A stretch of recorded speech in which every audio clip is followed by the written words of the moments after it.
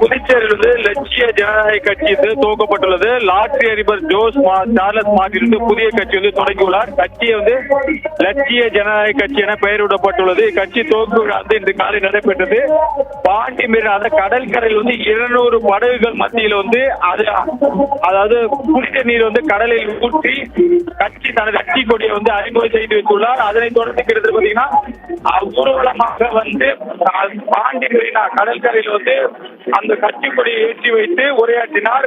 அதுல பாத்தீங்கன்னா ஆளுங்கட்சி எதிர்கட்சி வந்து மாறி மாறி புதுச்சேரி மக்களை வந்து வஞ்சிப்பதாகவும் தான் வந்து பணம் சம்பாதிக்க அரசியலுக்கு வரவில்லை, புதுச்சேரியில் மருந்தில் கூட ஊழல், ஆளுங்கட்சி எதிர்கட்சி என ஒருங்கிணைந்து செயல்பட்டு வருகின்றனர். நான் லோக்கல் அரசியல் செய்ய வரவில்லை, உலக வரைபடத்தில் புதுச்சேரியை கொண்டு வரதான் LJK கட்சியை வந்து உருவாக்கி உள்ளதாக சார்லஸ் மார்டின் வந்து பேசியிருக்கிறாரு. இதுல பாத்தீங்கன்னா முக்கிய நிர்வாகிகள் வந்து புதுச்சேரியில் இருந்து மார்டின் கட்சியில் வந்து லட்சிய ஜனநாயக கட்சியில இணைந்துள்ளனர்.